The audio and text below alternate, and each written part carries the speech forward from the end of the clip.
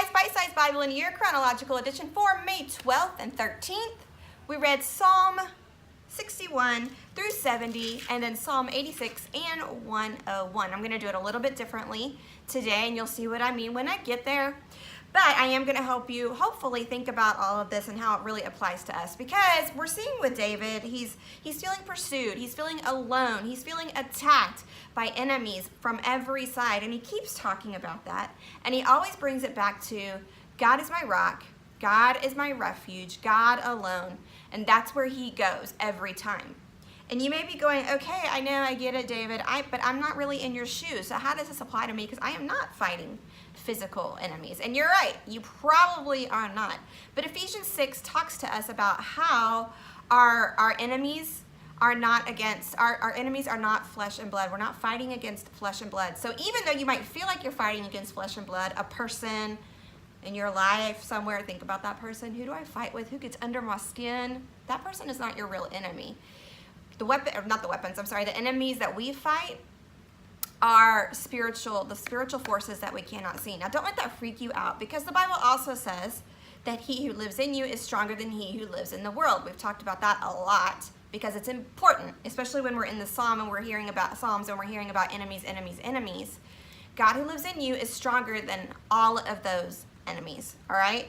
So then the question comes, okay, so what are my enemies? Well, our enemies, the way that the enemy comes at us is usually thoughts, is usually emotions, it might be somebody physically or spiritually, emotionally attacking you, your reputation. It could look like sadness, it could look like depression, it could look like anxiety, fear, timidity, it could look like cynicism. Like, what is your enemy? I want you to stop right now, and you might need to stop the video. Maybe you stop right now and go, okay, God, what is the enemy? What is my enemy? And you know what? A good way to find that out is, what is it that causes you to shrink and back up and make yourself small and shut down? Or what is it that puffs you up and gets you with these overblown emotions? Or what is it that steals your joy? So take a minute and ask God. I'm going to give you some examples. So maybe, like I've given you some, maybe it's judgment or pride. You kind of secretly think, I could do that so much better. What is she doing? Maybe it's that. Maybe it's cynicism, which I talked about. Discouragement. Maybe that's something that just reaches up and grabs you often. Like, you're so easily discouraged. That is one that I battle. One is also insecurity. Is it easier for you to believe the bad things than it is the good things about yourself? Feeling rejected, lonely, offended. Do you kind of feel offended quite a bit by the things that people say or what a certain person says? Busyness, criticism. Somebody comes at you with a critical spirit, or you come at people with a critical spirit. Shame or guilt. Any of those could be attacks from the enemy. The enemy coming at you to try to derail you from walking with God. So stop the video for just a second. Get quiet and ask God what it is that, or you might already know, that just gets you easily every time. Okay, so we see David here, and what does he do? Now, his attacks most of the time are actual people, but what does he say in Psalm 61, 1 through 3? Oh God, listen to my cry, hear my prayer. From the ends of the earth, I cried to you for help when my heart is overwhelmed. Lead me to the towering rock of safety, for you are my safe refuge, a fortress where my enemies cannot reach me. And he talks about God alone being his rock over and over again. God alone being his rock. So I started thinking about, okay, well, what is a rock? A rock is firm. A rock is steady. A rock is strong. Ancient a lot of times. Able to weather fierce storms, unaffected. And that is God for us. He is our ancient of days. He's ancient, he's strong, he's able to weather anything. And it says here that he is our towering rock. So he's high above everything else, and he casts a shadow, and we're all in that shadow. And in that shadow, we are safe. Our enemies must flee, and they cannot reach us. So how do we do that? How do we make sure that we are depending on God alone to be our rock? And so if you look at, where did I put it? If we look at Psalm 86,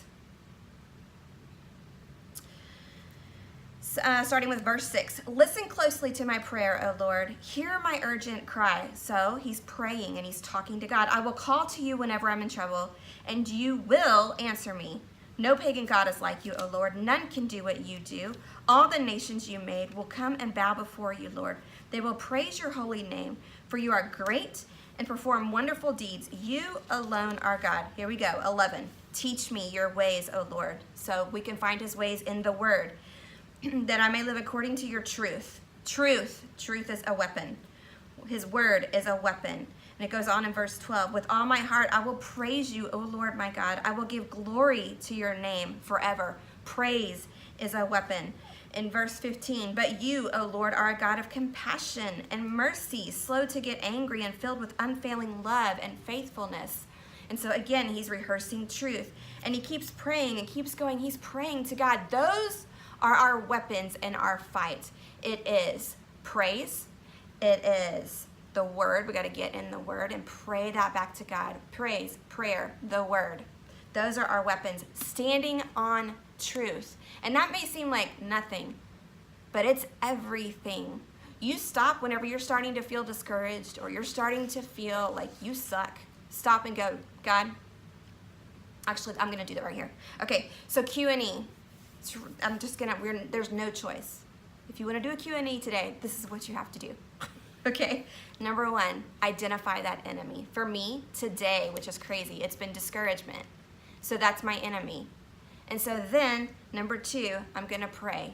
I'm going to go, God, and you're praying everything you just read in all these Psalms. God, I trust you. I wait patiently for you. I wait quietly for you because I know that you are moving on my behalf. You are a God who hears me and you answer me when I call. I pray for your abundance in the middle of my battlefield. If you look at Psalm 65, it's all about going from this desolation into abundance in God. So I pray for your abundance in the middle of my desert or my battlefield.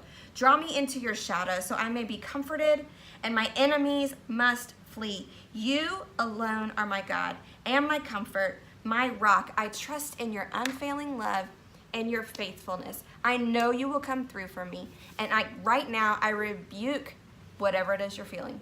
I rebuke the discouragement in the name of Jesus Christ. I do not need to be discouraged because you are working, and what I'm doing in you or for you, or what you're doing in me, that's enough. I don't need to be discouraged because you and I together are enough. And then however you want to sum that up, I like to say a lot, Lord, I trust you. I trust you. I trust you. You're doing your will, and I'm going to trust you.